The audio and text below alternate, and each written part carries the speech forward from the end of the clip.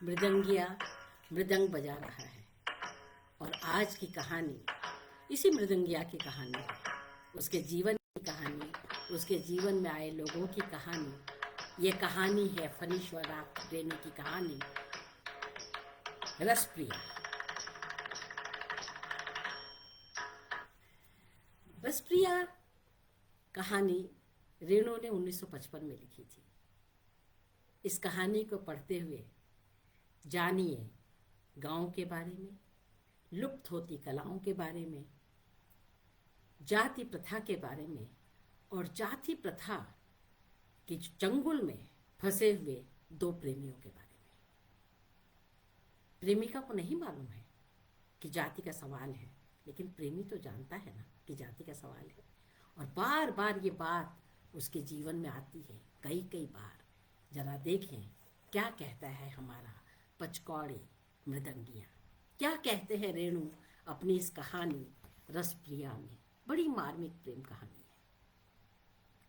1955 की लिखी हुई इस कहानी में 40 वर्ष का हमारा मृदंगिया बूढ़ा कहलाता है। यही नहीं, उसके लिए कहा जाता है तुम जी रहे हो या थेथरई कर रहे हो मृदंगिया। कुल 40 वर्ष का है, जी रहे हो या थेथरई कर रहे हो। बूढ़ा हो गया 40 वर्ष में। सोचिए, जब हम आज़ाद हुए और उसके 8 साल बाद ये कहानी लिखी गई, तब तक हमारी स्थितियाँ कैसी थी, कितनी कठिन समय था। और आज हम किस समय में हैं यह भी हम जानते हैं। तो सुनते हैं हम कहानी रसप्रिया, जिसको हमारा मृदंगिया बोलता है और मोहना छौड़ा बोलता है रसप्रिया। तो हम सुनते हैं कहानी रसप्रिया। धूल में पड़े कीमती पत्थर को देखकर जोहरी की आंखों में एक नई झलक झिलमिला गई। रूप अपरूप। चरवाहा मोहना छौड़ा को देखते ही पचकोड़े मृदंगिया के मुंह से निकल पड़ा, अपरूप रूप। खेतों, मैदानों, बाग बगीचों और गाय बैलों के बीच चरवाहा मोहना की सुंदरता। मृदंगिया की क्षीण ज्योति आंखें सजल हो गई। मोहना ने मुस्कुराकर पूछा, तुम्हारी उंगलियां तो रसप्रिया बजाते टेढ़ी हुई हैं, है ना? बूढ़े मृदंगिया ने चौंकते हुए कहा, रसप्रिया? हाँ। नहीं, तुमने कैसे? तुमने कहाँ सुना बेटा कहते कहते वह रुक गया। परमानपुर में उस बार एक ब्राह्मण के लड़के को उसने प्यार से बेटा कह दिया था। सारे गांव के लड़कों ने उसे घेर कर मारपीट करने की तैयारी कर दी थी। बहरदार होकर ब्राह्मण के लड़के को बेटा कहेगा? मारो साले बुढ़े को घेर कर, मृदंग फोड़ दो, बड़ा मृदंगिया बना फिरता है। मृदंगिया ने हंसकर कहा था, अच्छा इस बार माफ कर दो सरकार, अब से आप लोगों को बाप ही कहूंगा। बच्चे खुश हो गए थे। एक 2-2.5 साल के नंगे बालक की ठुड्डी पकड़कर वह बोला था, क्यों, ठीक है ना बाप जी? बच्चे ठठाकर हंस पड़े थे। लेकिन इस घटना के बाद फिर कभी उसने किसी बच्चे को बेटा कहने की हिम्मत नहीं की। मोहना को देखकर बार बार बेटा कहने की इच्छा होती है। रसप्रिया की बात तुमको किसने बताई? बोलो तो बेटा। 10-12 साल का मोहना भी जानता है कि पचकौड़े अधपगला है, कौन इससे पार पाए। उसने दूर मैदान में चरते हुए अपने बैलों की ओर देखा। मृदंगिया कमलपुर के बाबू के लोगों के यहाँ जा रहा था। कमलपुर के नंदू बाबू के घराने में अब भी मृदंगिया को 4 मीठी बातें सुनने को मिल जाती है। 1-2 जून का भोजन तो बना ही हुआ है। कभी कभी रस चर्चा भी यहीं आकर सुनता है वह। 2 साल के बाद वह इस इलाके में आया है। दुनिया बहुत जल्दी जल्दी बदल रही है। आज सुबह ही तो शोभा मिस्र के छोटे लड़के ने साफ साफ कह दिया, तुम जी रहे हो या थेथरई कर रहे हो मृदंगिया? हाँ, ये जीना भी कोई जीना है, निर्लज्जता है और थेथरई की भी सीमा होती है। 15 साल से वह गले में मृदंग लटकाकर गांव गांव घूमता है, भीख मांगता है। दाहिने हाथ की टेढ़ी उंगली मृदंग पर बैठती नहीं है। मृदंग क्या बजाएगा? अब तो धा तिंग की मुश्किल से बजाता है। अतिरिक्त गांजा भांग सेवन से गले की आवाज बिल्कुल विकृत हो गई है, किंतु मृदंग बजाते समय विद्यापति की पदावली गाने की चेष्टा अवश्य करेगा। फूटी भाती जैसी आवाज निकलती है, वैसी ही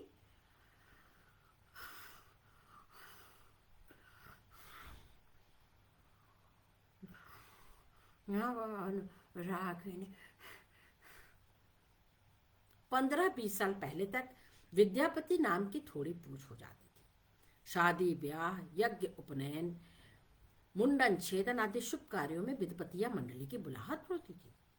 पचकौड़ी मृदंगिया की मंडली ने सहरसा और पूर्णिया जिले में काफी यश कमाया है।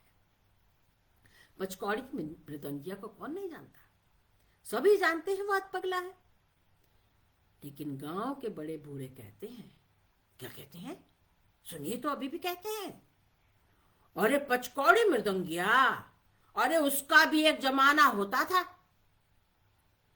इस जमाने में मोहना जैसा लड़का भी है, सुंदर सलोना और सुरीला। रसप्रिया गाने का आग्रह करता है। एक रसप्रिया गाओ ना मृदंगिया। रसप्रिया सुनोगे? अच्छा अच्छा सुनाऊंगा, पहले बताओ किसने। ए हे रे मोना, मोना, अरे बैल भागे तेरे, एक चरवाहा चिल्लाया। अरे मोहना, पीठ की चमड़ी उधेड़ेगा कर मुंह। अरे बाप, मोना भागा। कल ही करमू ने उसे पूरी तरह पीटा है। दोनों बैलों के को हरे हरे पाट के पौधों की महक खींच ले जाती है बार बार। खटमिठा पाट। पचकौड़ी ने पुकार कर कहा, मैं यही पेड़ की छाया में बैठता हूं, तुम बैल हाँक के लौटो। रसप्रिया नहीं सुनोगे? मोहना जा रहा था, उसने उलटकर देखा भी नहीं। रसप्रिया। विद्यापत नाच वाले रसप्रिया गाते थे। सहरसा के जोगेंद्र झा ने एक बार विद्यापति के 12 पदों की एक पुस्तिका छपाई थी। मेले में खूब बिक्री हुई थी रसप्रिया पोथी की। विद्यापत नाच वालों ने गा गा कर जनप्रिया बना दिया था रसप्रिया को। कहा रसप्रिया जनप्रिया हो गई, गाए इतना गाया उनने। खेत के आल पर झरजामुन की छाया में पचकौड़ी मृदंगिया बैठा हुआ है, मोहना की राह देख रहा है। जेठ की चढ़ती दोपहरी में खेतों में काम करने वाले भी अब गीत नहीं गाते हैं। कुछ दिनों के बाद कोयल भी कूकना भूल जाएगी। ऐसी दोपहरी चुपचाप कैसे काम निकल जाता है, बाप रे बाप। 5 साल पहले तक लोगों के दिलों में हुलास बाकी था। पहली वर्षा में भीगी हुई धरती के हरे भरे पौधों से एक खास किस्म की गंध निकलती है। तपती दोपहरी में मोम की तरह गल उठती थी रस की डाली। वे गाने लगते थे। विरहा, चांचर, लगनी, खेतों में काम करते हुए गाने वाले गीत भी समय असमय का ख्याल करके ही गाए जाते हैं। रिमझिम वर्षा में 12 मासा, चिलचिलाती धूप में बिरहा, चाचर और लगनी। हरे हा, हल जोते हलवाया भैया रे, खुरपी रे चलावे मजदूर। हल जोते हलवाया हा भैया रे, खुरपी रे चलावे मजदूर। यही पंथे धनी मोरा रे रुसली। खेतों में काम करते हलवाहों और मजदूरों से कोई विरही पूछ रहा है कातर स्वर में। उसकी रूठी हुई धनी को इस राह में जाते किसी ने देखा है? अरे ओ हलवाहा भैया, हल जोत रहे हो? अरे तुम खुरपी चला रहे हो मजदूर जी। यही पंथे धनी मोरा हे रूसली। खेतों में काम करते हलवाहों और मजदूरों, अब क्या बताएं उन्हें, वो तो खेत में काम कर रहे हैं, लेकिन अब विरही तो पूछता रहेगा ना कि उसके धनी को देखा है कि नहीं। कहिए, विरही का काम ही है ये। अब तो दोपहरी नीरस कटती है, मानो किसी के पास एक शब्द भी नहीं रह गया है। आसमान में चक्कर काटते हुए चील ने टिहकारी भरी, टी टी टी टी टी। मृदंगिया ने गाली दी, शैतान।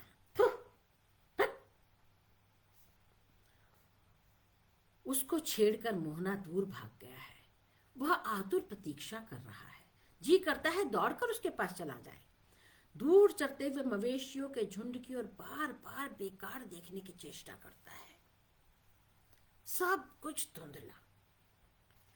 उसने अपनी झोली टटोल कर देखा, आम है, मूढ़ी है। उसे भूख लगी। मोहना के सूखे मुंह की याद आई और भूख मिट गई। मोहना जैसे सुंदर सुशील लड़कों की खोज में ही उसकी जिंदगी के अधिकांश दिन बीते हैं। विदावत नाच में नाचने वाले नटुआ का अनुसंधान खेल नहीं। सवर्णों के घर में नहीं, छोटी जाति के लोगों के यहाँ मोहना जैसे लड़की मुहा लड़के हमेशा पैदा नहीं होते। ये अवतार लेते हैं समय समय पर, जदा जदा ही। मैथिल ब्राह्मणों, कायस्थों और राजपूतों के यहाँ विदापत वालों की बड़ी इज्जत होती थी। अपनी बोली मिथिलाम में नटुआ के मुंह से जन्मवधि हम रूप निहारला, जन्मवधि हम रूप निहारला, नयनन तिरखित भेल, नयनन तिरखित भेल। और ये सब सुनकर के निहाल हो जाते थे। इसलिए हर मंडली का मुलगैन नटुआ होता था ना, वो नटुआ की खोज में गांव गांव भटकता फिरता था। मुलगैन वहां ऐसा लड़का जिसे सजा धजा करके नाच में उतारते ही दर्शकों में फुसफुसाहट फैल जाए। और ठीक ब्राह्मणी की तरह लगता है ना, मधुकांत ठाकुर की बेटी की तरह। छोटी चंपा जैसी सूरत है इसकी, देखो तो सही ध्यान से। पचकौड़ी गुनी आदमी है। दूसरी दूसरी मंडली में मुलगैन और मृदंगिया की अपनी अपनी जगह होती। पचकौड़ी मुलगैन भी था और मृदंगिया भी। गले में मृदंग लटकाकर बजाते हुए गाता था, नाचता था। एक सप्ताह में ही नया लड़का भांवरी देकर परवेश में उतरने योग्य नाच सीख जाता था। नाच और गाना सिखाने में कभी उसे कठिनाई नहीं हुई। मृदंग के स्पष्ट बोल पर लड़कों के पांव स्वयं ही थिरकने लगते थे। लड़कों के जिद्दी माँ बाप से निपटना जरा मुश्किल काम था। विशुद्ध मैथिली में और भी शहद खोल करके फुसलाता उनको। किशन खनैया भी तो नाचते थे। नाच तो एक गुण है। अरे जाचक कहो कि 10 दुआरी, चोरी डकैती और आवारागर्दी से तो अच्छा है अपना अपना गुण दिखा के लोगों को रिझा करके गुजारा करना। काहे चोरी डकैती करवाएंगे लड़का लोग से, बढ़िया है कि नाच गाना करें। अरे किसान और कन्हैया नाचते थे। और एक बार क्या हुआ, एक बार उसी लड़के की चोरी करनी पड़ी। बहुत पुरानी बात है। इतनी मार लगी थी, बहुत पुरानी है, लेकिन अभी भी हड्डी में दर्द हो ही जाता है हमारे मृदंगिया को। रसपिरिया बजाते समय तुम्हारी उंगली टेढ़ी हुई थी ना।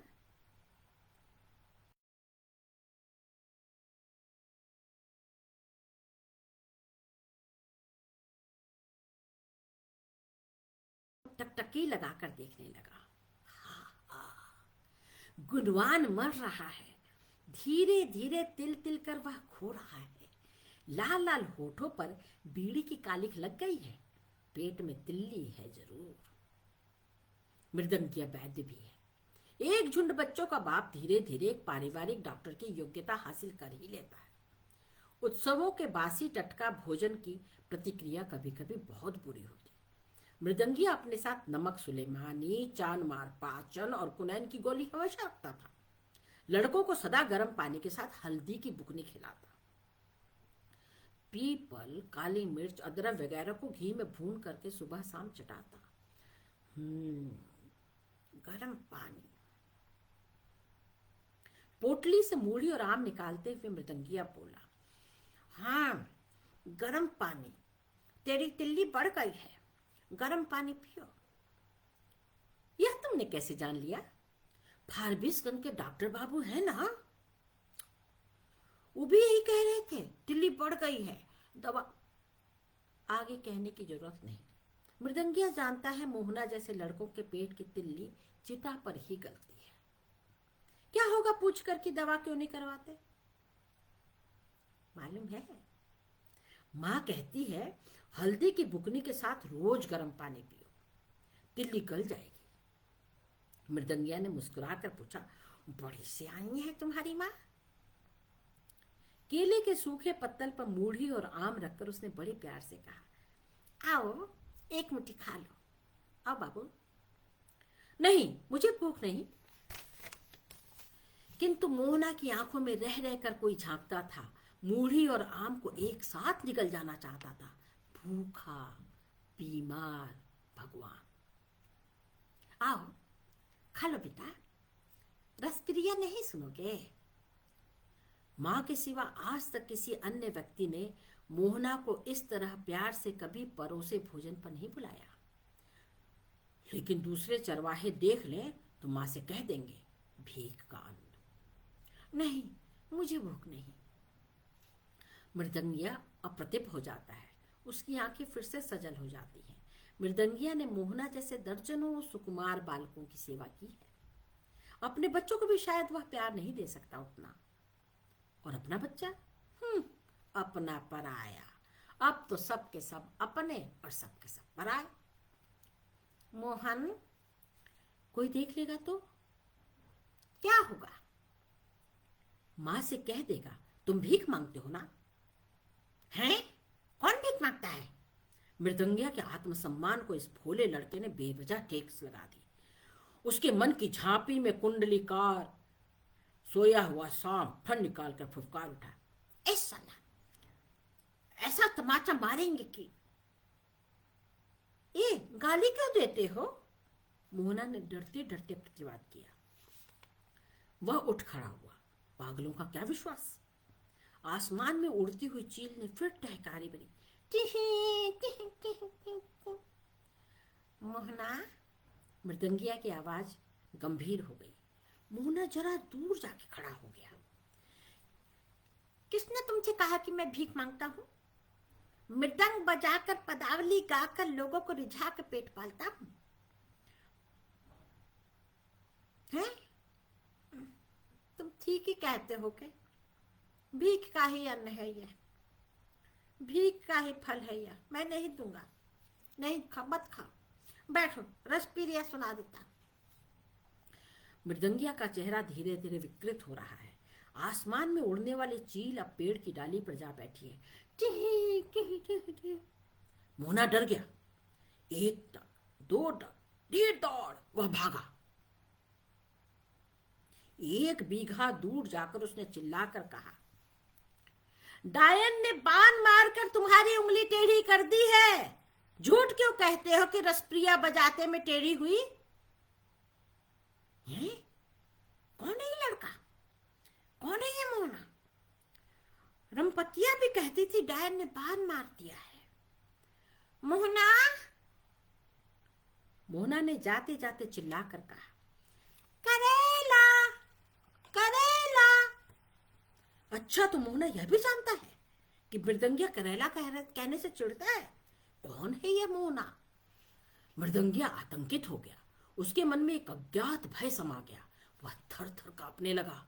उसने कमलपुर के बाबुओं के यहाँ जाने का उत्साह भी उसका खत्म हो गया। सुबह शोभा मिश्र के लड़के ने ठीक ही कहा था, थिथराई हो रही है या। उसकी आंखों से आंसू झरने लगे। जाते जाते मोहना डंक मार गया। उसके अधिकांश शिष्यों ने ऐसा ही व्यवहार किया है उसके साथ, और ये तो शिष्यों नहीं है। इसको तो देख करके बस मन में यही आता है, अपरूप रूप।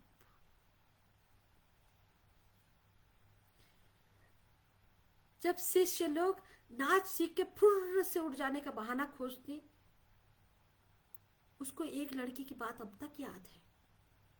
सोनमा ने तो गाली ही दी थी, गुरुगिरी करता है साला, चोटा कहीं का। और रंपतिया आकाश की ओर हाथ उठाकर बोली थी, हे दिनकर साक्षी रहना, मृदंगिया ने फुसला करके मेरा सर्वनाश किया है। मेरे मन में कभी चोर नहीं था। हे सूरज भगवान, इस 10 दुआरी कुत्ते का अंग फूट फूट कर बहे। मृदंगिया ने अपनी टेढ़ी उंगली को हिलाते हुए एक लंबी सांस ली।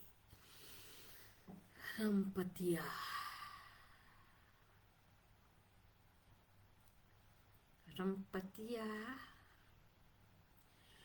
जोधन गुरुजी की बेटी रंपतिया। जिस दिन वह पहल जोधन की मंडली में शामिल हुआ था, रंपतिया 12वें में पांव रख रही थी। बाल विधवा रंपतिया पदों का अर्थ समझने लगी थी। काम करते करते इधर उधर देख के गुनगुनाती, नव अनुरागिनी राधा, किछु नहीं मानाए बाधा, नव अनुरागिनी राधा। मृदंगिया मुलगैनी सीखने गया था और गुरुजी ने उसे मृदंग धरा दिया था। 8 वर्ष तक तालीम पाने के बाद जब गुरुजी ने स्वजात पचकौड़ी से रंपतिया के चुमौना की बात चलाई तो मृदंगिया सभी ताल मात्रा भूल गया। जोधन गुरुजी से उसने अपनी जात छिपा रखी थी। रंपतिया से उसने झूठा प्रेम किया था। गुरुजी की मंडली छोड़कर वो रातों रात भाग गया। उसने गांव आकर अपनी मंडली बनाई, लड़कों को सिखाया पढ़ाया और कमानिधा खाने लगा। लेकिन वह मूल ज्ञान नहीं हो सका कभी। मृदंगिया ही रहा सब दिन। जोधन गुरुजी की मृत्यु के बाद एक बार गुलाब बाग के मेले में रंपतिया से उसकी भेंट हुई थी। रंपतिया उसी से मिलने आई थी। पचकौड़ी ने साफ जवाब दे दिया था, क्या झूठ फरेब जोड़ने आई है? कमलपुर के नंदू बाबू के पास क्यों नहीं जाती? मुझे उल्लू बनाने आई है? नंद बाबू का घोड़ा 12 बजे रात को काहे? चीख उठी थी रंपतिया, पांचू चुप रहो। और तब कहा था, हे दिनकर साक्षी रहना, मृदंगिया ने फुसला करके मेरा सर्वनाश किया है। मेरे मन में चोर कभी नहीं था। हे सूरज भगवान, इस 10 दुआरी कुत्ते का अंग फूट फूट करके बहे।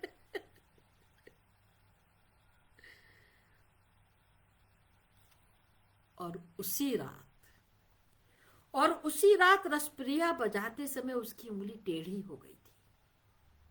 मृदंग पर जमनिका देकर वह परवेश का ताल बजाने लगा। नटुआ 1.5 मात्रा बेताल होकर के प्रवेश किया तो उसका माथा ठनका। परवेश के बाद उसने नटुआ को छिड़की दी, इस साला थप्पड़ों से गाल लाल कर दूंगा। और रसप्रिया की पहली कड़ी ही टूट गई। मृदंगिया ने ताल को संभालने की बहुत चेष्टा की। मृदंग की सूखी चमड़ी जीव थी।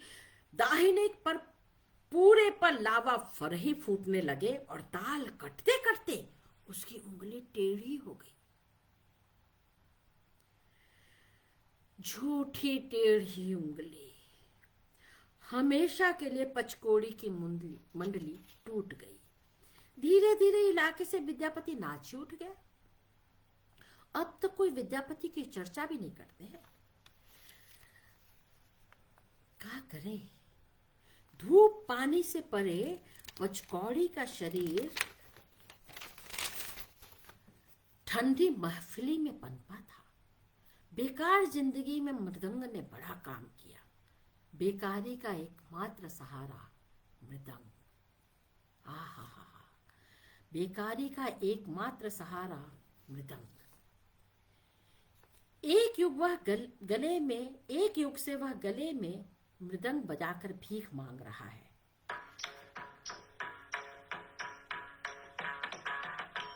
क्या करे, यही सहारा रह गया है बस।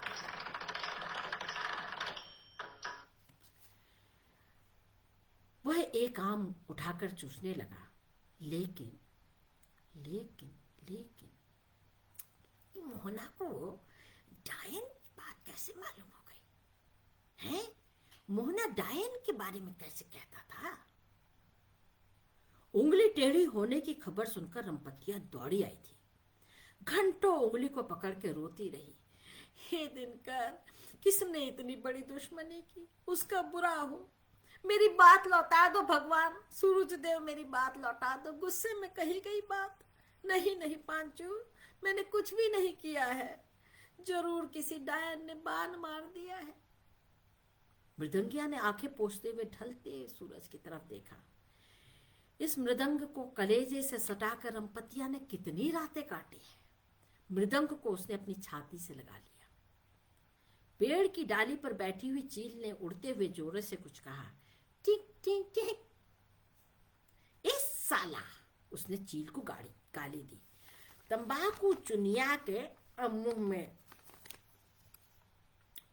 और मृदंग पर उंगलियां नचाने लगा।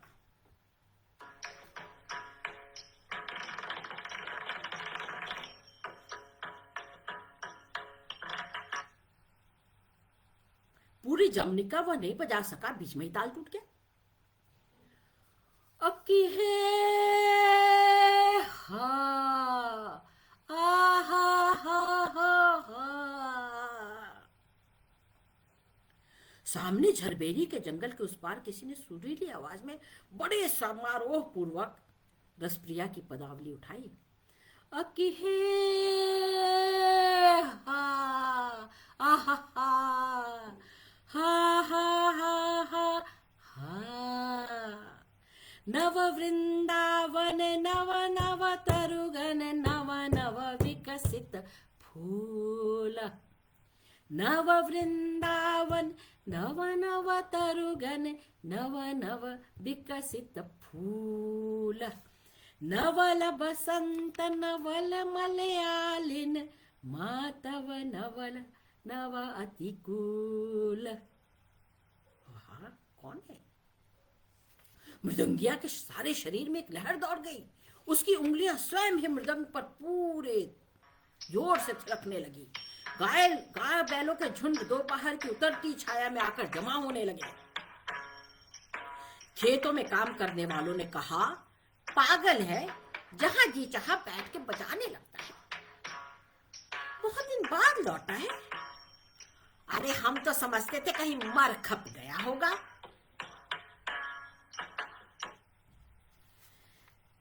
रसप्रिया की सुरीली ताल रसप्रिया की सुरीली रागिनी ताल पर आकर कट गई। मृदंगिया का पागलपन अचानक बढ़ गया। वह उठकर दौड़ा। झरबेरी की झाड़ी के उस पर कौन है? कौन है यह शुद्ध रसप्रिया गाने वाला? इस जमाने में रसप्रिया का रसिक? झाड़ी में छिपकर मृदंगिया ने देखा, मोहना तन्मय होकर दूसरे पद की तैयारी कर रहा है। गुनगुनाहट बंद करके उसने गले को साफ किया। मोहना के गले में आकर राधा बैठ गई हैं। क्या बंदिश है! नदी बहा नयन को नीरा आहो पालाली बहे ताही तीर। नदी बहा नयन कनीरा आहो पलली बहाए ताही तीर। नदी बहा। मोहना बेसुध होकर गा रहा है। मृदंग के बोल पर वह झूम झूम के गा रहा है। मृदंगिया की आंखें उसे एकटक निहार रही हैं। उसकी उंगलियां फिरकी की तरह नाचने को व्याकुल हो रही थी। 40 वर्ष का वह पागल युगों के बाद भावावेग में नाचने लगा। रह रहकर वह विकृत आवाज में पदों की कड़ी के भरता।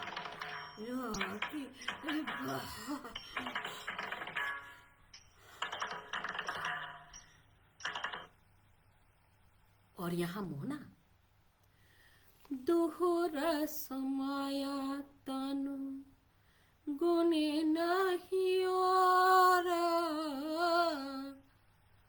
दोहरा समाया तनु गुने नहीं और लागल दोहो काना भांगाया जोर दोहरा समाया तनु गुने नहीं और दोहरा समाया तनु गुने नहीं और लागल दोहो काना भांगाय जोर दोहरा समाया तनु। मोहना के आधे काले आधे लाल होठों पर नई मुस्कुराहट दौड़ गई। पद समाप्त करते हुए बोला, इस टेढ़ी उंगली पर भी इतनी तेजी। मोहन हाफने लगा। उसकी छाती की हड्डियां, उफ। मृदंगिया धम्म से जमीन पर बैठ गया। कमाल कमाल, किससे सीखे? कहाँ सीखे तुमने ये पदावली? कौन है तुम्हारा गुरु? मोहना ने हंसकर जवाब दिया, सीखूंगा किससे? अरे कहाँ, माँ रोज रोज गाती है। रात की मुझे बहुत याद है, लेकिन अभी तो उसका समय नहीं। हाँ बेटा, बेताले के साथ कभी मत गाना बजाना। जो कुछ है सब चला जाएगा। समय कुसमय का सदा ख्याल रखना बेटा। लो अब तो एक काम खा लो। मोहना बेझिझक आम लेकर चूसने लगा। ये कौन लो? मोहना ने 3 आम खाए और मृदंगिया के विशेष आग्रह पर 2 मुट्ठी मूढ़ी भी फाक गया। अच्छा, अब एक बात बताओगे मोहना, तुम्हारे माँ बाप क्या करते हैं?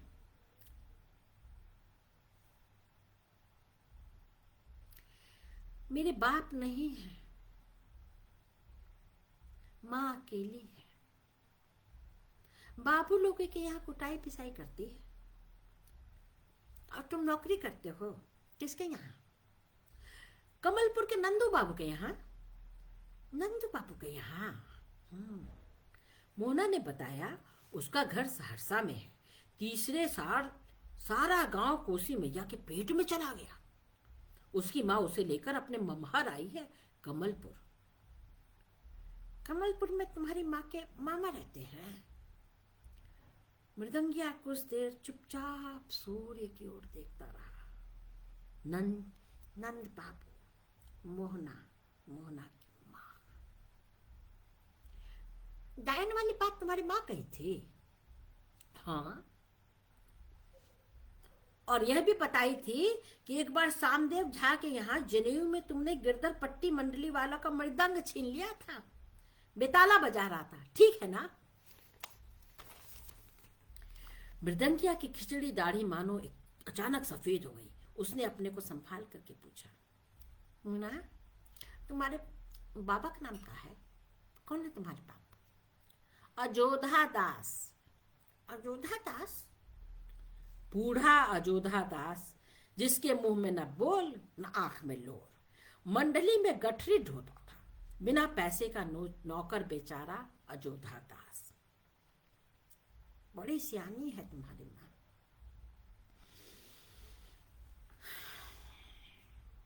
एक लंबी सांस लेकर मृदंगिया ने अपनी झोली में से बटुआ निकाला। लाल पीले कपड़ों के टुकड़ों खोलकर कागज की एक पुड़िया निकाली। मोहना ने पहचान लिया। लोट? क्या है लोट? हाँ, नोटे हैं। कितने रुपए वाला? 5 टकिया? हैं? 10 टकिया? जरा छूने दोगे? कहां से लाए? मोना एक ही सांस में सब कुछ पूछ लेना चाहता है। सब के सब 10 टकिया हैं? हाँ, सब मिलाकर 40 रुपए हैं। मृदंगिया ने एक बार इधर उधर निगाहें दौड़ाई, फिर फुसफुसा के बोला, मोना बेटा, फारबिसगंज के डॉक्टर बाबू को देकर बढ़िया दवा ले लेना। सुनो, खट्टा मीठा परहेज करना बेटा, और गर्म पानी जरूर पीना हल्दी के संग। माँ से कहना गर्म पानी पिलावेगी। रुपए मुझे क्यों देते हो? जल्दी रख ले और कोई देख लेगा। मोना ने भी एक बार चारों तरफ नजर दौड़ाई और होठों की काली और गहरी हो गई। मृदंगिया बोला, बीड़ी तंबाकू भी पीते हो? खबरदार, अब मत पीना। वह उठ खड़ा हुआ। मोना ने रुपए ले लिए। अच्छी तरह से गांठ में बांध लो, मां से मत बताना। और सुनो, भीख का पैसा नहीं है ये, कमाई का पैसा है, अपनी कमाई का है। मृदंगिया ने जाने के लिए पांव बढ़ाया। मेरी माँ खेत में घास काट रही है, चलो ना, उससे भी मिल लो। मोना ने आग्रह किया। मृदंगिया रुक गया, कुछ सोच कर बोला, नहीं मोना, तुम्हारे जैसा गुणवान बेटा पाके तुम्हारी माँ महारानी है, मैं महाभिखारी दस्तुआरी हूँ, जाचक फकीर। बेटा पैसे से दवा खा लेना, और बच जाए तो थोड़ा दूध पी लेना। मोहना की बड़ी बड़ी आंखें कमलपुर के नंदू बाबू की आंखों जैसी है। रे मोहना, बैल कहाँ है? तुम्हारी माँ पुकार रही है, जा। तुमने कैसे जान लिया? अरे रे मोहना, कहाँ है रे? एक गाय ने सुर में सुर मिलाकर अपने बछड़े को बुलाया। गाय बैलों के घर लौटने का समय हो गया। मोहना जानता है माँ बैल हाँक कर ला रही होगी, झूठ मूठों से बुला रही है। वह चुप रहा।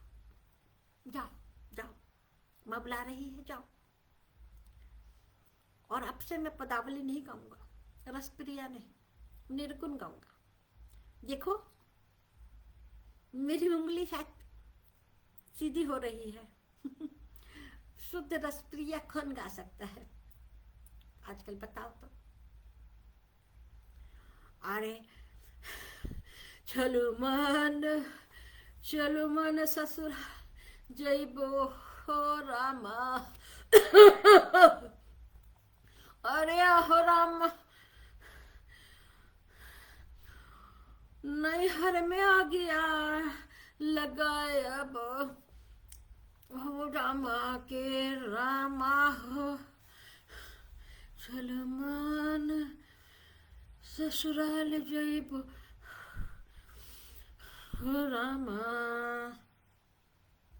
खेतों की पगडंडी झरबेरी के जंगल के बीच होकर के राह जा रही है। निर्गुण गाता हुआ मृदंगिया झरबेरी की झाड़ियों में छिप गया।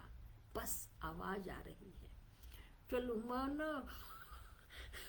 मन ससुराल जइबे हो रामा। ले, यहाँ अकेला खड़ा होकर क्या कर रहा है? और ये कौन बजा रहा है मृदंग रे? कौन मृदंग बजाता है? घास का बोझा सिर पर लेकर मोना की मां खड़ी है। पचकौड़ी मृदंगिया हैं? वह आया है वह? उसकी मां ने बोझा जमीन पर पटकते हुए पूछा। हाँ, मैंने उसके ताल पर रसप्रिया गाया है। कहता था इतना शुद्ध रसप्रिया कौन गा सकता है आजकल। मां, उसकी उंगली ठीक हो जाएगी ना? मां ने बीमार मोहना को आह्लाद से अपनी छाती से सटा लिया। लेकिन तू तो हमेशा उसको टोकरी पर शिकायत करती थी, बेईमान है, गुरुद्रोही है, झूठा है तो ऐसे लोगों की संगत ठीक नहीं। खबरदार जो उसके साथ फिर कभी गया। दस्तुआरी जाचकों से हेलमेल करना अपना ही नुकसान होता है। चल बोझा उठवा। मोहना ने बोझा उठाते समय कहा, जो भी हो, गुन्नी आदमी के साथ रसप्रिया। चुप!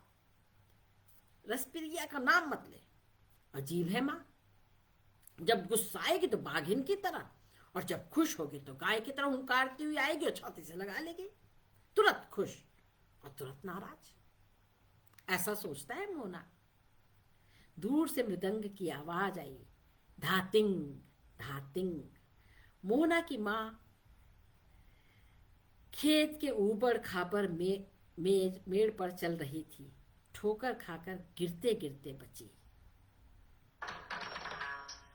घास का बोझ गिरकर खुल गया। मोहना पीछे पीछे मुंह लटका कर जा रहा था। बोला, क्या हुआ माँ, क्या हुआ?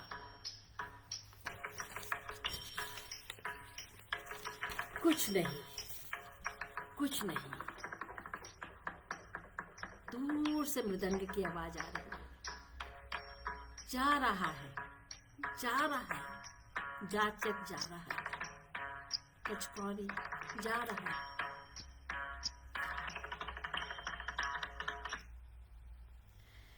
मोहना की माँ खेत की मेड़ पर बैठ गई। जेठ की शाम से पहले जो पुरवैया चलती है, धीरे धीरे तेज हो गई। मिट्टी की सौंधी सुगंध हवा में धीरे धीरे घुलने लगी। धातिंग धातिंग। माँ जानती है मोहना, मृदंगिया क्या कहता था?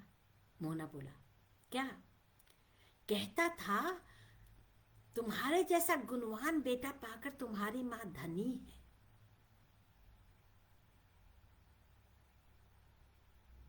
क्या? मोहना की माँ आगे कुछ न बोल सकी। चुप रही, चुप रही। बहुत देर बाद बोली, मृदंगिया कुछ और भी कहता था बेटा। और आगे कुछ न बोल सकी। झूठा बेईमान। मोहना की माँ की आंखों में आंसू।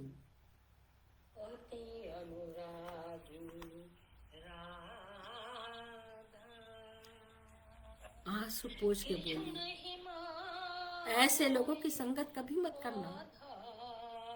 और मोहना चुपचाप खड़ा रहा माँ के पास, माँ का आंचल पकड़े।